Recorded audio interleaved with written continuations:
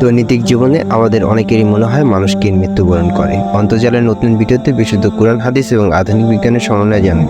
পবিত্র কুরআনে সূরা আল ইমরানের আয়াত 185-তে আল্লাহ তাআলা বলেন, কুল্লু নাফসিন প্রাণীকে মৃত্যুর স্বাদ গ্রহণ করতে হবে। আল্লাহ তাআলা সূরা আল-আনকাবুত আয়াত 57-তে আরও বলেন যে তোমরা নিজ নিজ কাজের প্রতিফল সম্পূর্ণভাবে কিয়ামতের দিন পাবে।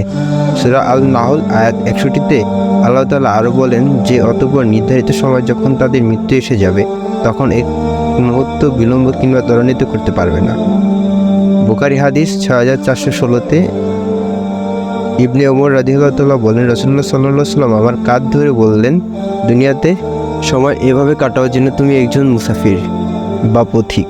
বুখারী হাদিস 6416-তে ইবনে ওমর রাদিয়াল্লাহু তাআলা আরও বলেন যে তুমি সন্ধ্যায় উপনীত হয়ে সকালবেলার অপেক্ষা আশা করো না এবং সকালে উপনীত হয়ে সন্ধ্যাবেলার অপেক্ষা করো না।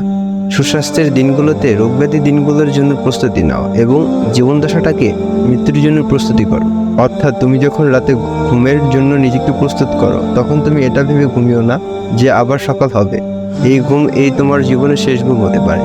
আবার যদি সকাল হয়েও এটা ভেবে দিন নষ্ট করো না যে তোমার সন্ধ্যা হবে, কারণ এই দিনই তোমার জীবনের শেষ দিন হতে পারে।